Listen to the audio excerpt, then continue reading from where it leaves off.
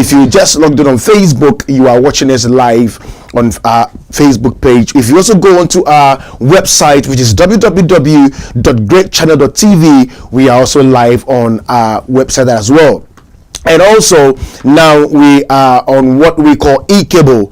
eCable is an app, so whether you've got a smartphone, Samsung, you can just go onto the Google Play Store, just go download the eSpace eCable app, and then you can be able to sign up, and then you are live on Great Television. You can watch most of our programs that are running. At the moment, we are trying to run 24 hours, and we just want to say kudos to all the team that are helping us to be able to do this great work for Great Television. Right. Today, we won't waste too much time because there are other programs that will be coming your way. And so if you just logged on, you are live on Great Television, and the show this very afternoon is Week in Review. Week in Review, we recap all our news that was telecasted or broadcasted on G News in brief. And so today we'll just zoom straight into the show, and you are welcome on board. I cannot start this show by actually letting our viewers know and thanking God for the life of this young, talented musician that is being buried today, Ebony Rains in Ghana. And we want to wish all the family well, and then also the departed soul, we say that may her soul rest in peace. I remember we did a tribute for her in her honor, and so Great Television and the entire crew and the entire management want to wish this particular young talented girl fare thee well and all the best to the family. Well, I'm going to begin today's show by reading something that Dr. Lawrence Tete, actually said at the funeral, which is ongoing at the forecourt of the State House as we talk at the moment. She exhibited the real talent characteristics of the wood ebony. And time is too slow for those who wait, and too swift for those who fear, and too long for those who grieve, and too short for those who rejoice. But for those who love, time is eternity. This was said by Henry Van Dyke. Ezekiel 27 verse 15 describes ebony wood as one of the most valuable commodities imported by the men of Tyre. It is a hard, durable, and finely polished wood which may appear glossy some of the time. Ordinarily, this wood appears red or green. However, there is a black part known as the Diospyros ebonum in the center of the wood. And so I'm sure these were some of the things that Dr. Lawrence Tete was trying to describe Ebony, the young talented girl, Priscilla, that has been called into eternity through a fatal accident. And so we want to say kudos to her, and also to the management of this young talented lady, Ebony. May her soul rest in peace. Her fans and everybody who actually support this young lady, we all say that may her soul rest in peace, and we wish you all well. Right, okay, back to business. Today I want us to just ask a question that I've just got 15 minutes, and then I'll be out of your way to make way for the next program, Yes to Healthy Life. Right, okay, so on Monday we looked at AU Summit, heads of state begin to arrive. So on Monday, African heads of states and government, as well as other African leaders, were expected to start arriving in the country ahead of African Continental Free Trade Area Agreement, which I believed we delve deep into details. Some of the countries have signed, others have not, and we looked at that in the following day. That was on Tuesday, the 20th. We looked at that particular news item. And then also this means that over 35 countries could sign the agreement, which seeks to make Africa the world's largest trade zone where goods and services can be traded with no restrictions among member states. And then we also looked at why Buhari's re-election declaration is delayed. The presidency at the weekend in Abuja disclosed that President Muhammadu Buhari's decision to keep Nigerians in suspense on his re-election bid was deliberate. So you can Google this particular story and you can get the details, because we give the details on our Genius in Brief on Monday. Also in Kenya, President Kenyatta concludes historic Cuban visit, high on health. And so President Uhuru Kenyatta today, that was on Monday, concluded his historic state visit to the Caribbean nation of Cuba that was sharply focused on health. And so if you Google this story, President Kenyatta concludes historic Cuban visit, you will also get the details of that particular story. And then we also looked at a US boy, 9 years, who killed a sister, 13, over a video game. Oh my goodness. A 13-year-old girl in Mississippi has died after allegedly being shot by her 9-year-old brother just because of video game. This video game thing, I'm trying to find out from the parents. Do we still buy DS for our children and PlayStations and things like that? How do we monitor them whilst they play with their games? Trump's lawyer seeks $20 million from the porn star who was trying to, whether it's a blackmail or whatever it is, we can't even tell. So these were the news that we captured on Monday, the 19th of March. All right, so on to Tuesday, the 20th, in Rwanda, African Union rallies members ahead of landmark trade deal. The chairperson of the African Union Commission, Musa Faki Mahamat, has urged African countries to ratify and implement the African Continental Free Trade Area, the AfCFTA agreement, saying it will fast-track the continent's much-desired economic growth. We looked at this particular story also in detail as well. And then in Congo, Kinshasa, US 1.7 billion US dollars is needed for humanitarian crisis. International donors will meet next month in Geneva to address the growing humanitarian disaster in the Democratic Republic of Congo and lack of funding for 30 million people in the dire need.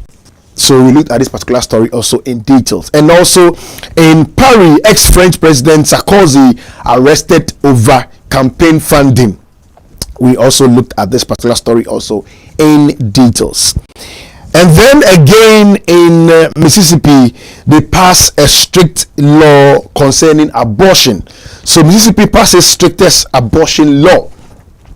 Mississippi government has just signed into a law the tightest abortion restrictions in the US, and the bill bans most abortions after 15 weeks with no exceptions for rape or incest.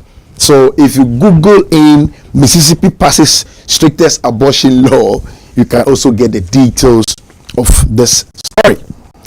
In South Africa, South Africa's Zuma may challenge decision to prosecute him. Former South African President Jacob Zuma may challenge a prosecutor's decision to reinstate corruption charges over 2.5 billion US dollars arms deal, news broadcaster ENCA said on Saturday, that is a week today. Jacob Zuma, who was forced to resign by the ruling African National Congress ANC last month, was at the center of a 1990 deal to buy European military kit that has cast a shadow over politics in South Africa for years. Wow. And also in Russia, Vladimir Putin wins by a big margin, and there was also a controversy regarding his win as well. It's amazing how people can win elections. People thought it's only in Africa that people can rig elections, but also in Russia, somebody will say a first world country also rigs elections. That is an allegation anyway. Well, we can look into that. A few people are watching. Let me just acknowledge Margaret Edouard. Good afternoon to you and thank you for watching. Alice B, good afternoon to you, and how is your program coming up? Let us know how your program is going to be. Mona Lisa, our makeup artist, good afternoon to you, and I hope you are around. All right. And then Tete Enoch, man of God, good afternoon to you. You are watching us all the way from GH in Ghana. Good afternoon to you. Right, on Wednesday, 21st of March. So mega deals we don't just hand out monies, says China. So China dragged its feet on implementing former President Robert Mugabe's mega deals because of a poison business environment, Beijing's envoy to Harare has said. Chinese embassy to Zimbabwe councillor Zayo Bwangang told journalists at a media briefing that President Emerson government has made encouraging changes that have shifted the business environment. Well, if you want details in this particular story, just Google mega deal.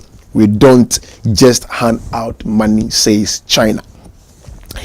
In Kenya again on Wednesday, Cambridge Analytical election scandal.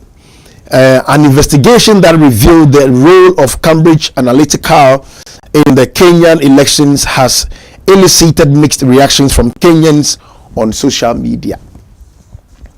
And this one came from Channel 4 News. It's amazing. And in Liberia, UN intervenes in cross-border operations. UN intervenes in cross-border operations. I think I have to read this story. 3 Liberian security institutions, including the police, immigration, and drug enforcement agency, have received a UN donation of 30 motorbikes valued $60,000 to improve cross-border security operations with neighboring Côte d'Ivoire. Receiving the donation at the Liberia National Police LNP headquarters in Monrovia on Tuesday, 20th of March, Police Inspector General Colonel Patrick Sudwe said the cross-border cooperation between Liberia and Côte d'Ivoire can and will be sustained if we receive such gesture from our partners. So kudos to UN, and we say thank you for the good work you are doing for the African continent.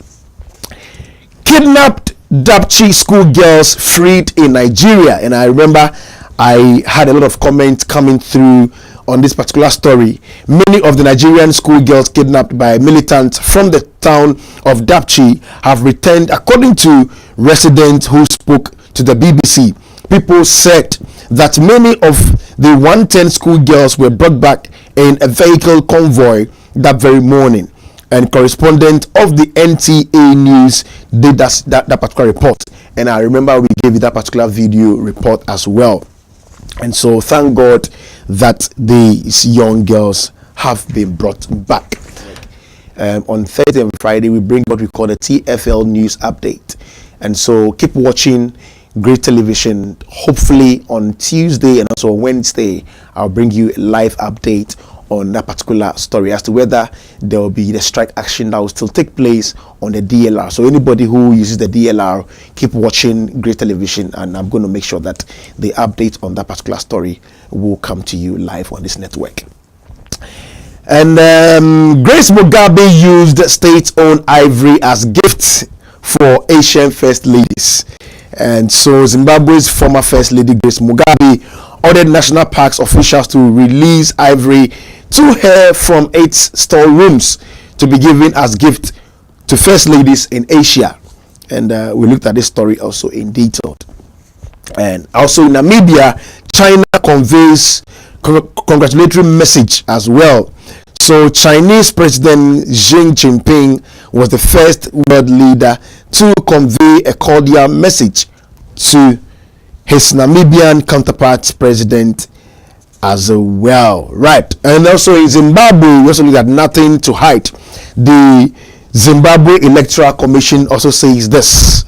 So yesterday, that means on Wednesday, the Zimbabwe Electoral Commission told the European Union elections exploratory team that it had nothing to hide and is open to scrutiny before, during, and after that harmonized elections. Great.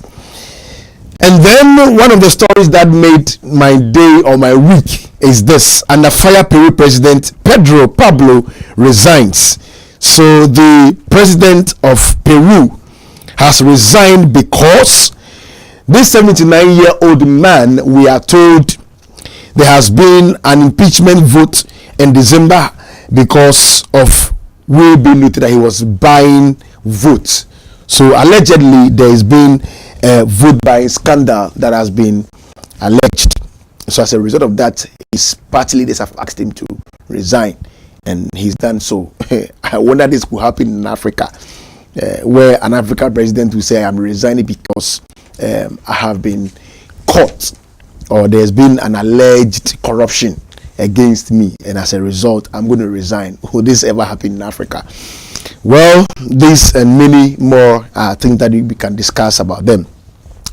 Africa agrees deal for continental free trade.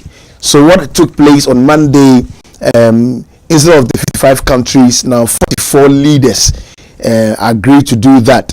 And we remember giving details that Nigeria have refused to sign a particular deal, and it will need to be ratified by all the signatories, national parliament, before the bloc becomes a reality.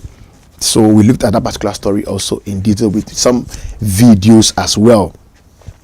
And I remember in Kabul, a blast also killed 29 people. A suicide bomber killed 29 people. Sad story anyway. And then Trump also furious over leak of warning to not congratulate Putin.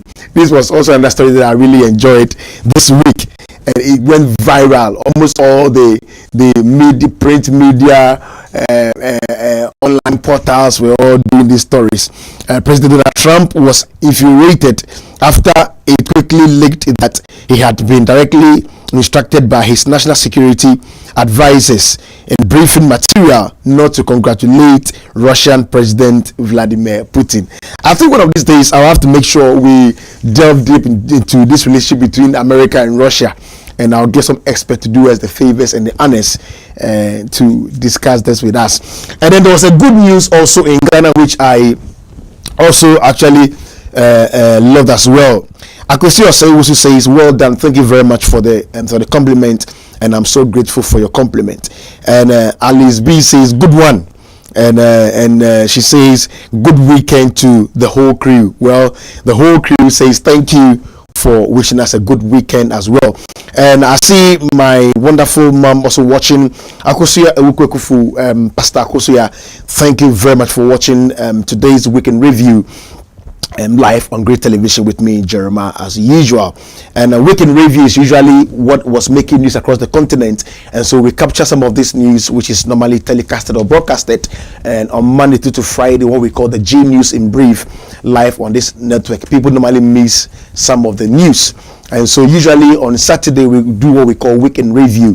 So some of the news that went viral and people might not have gotten their hands on, we come to review some of this news. But today, sorry for the late start of today's show. Sorry because of some technical challenges as well. Forgive us. And some good news for Ghana. Breakthrough for Ghana's cocoa farmers.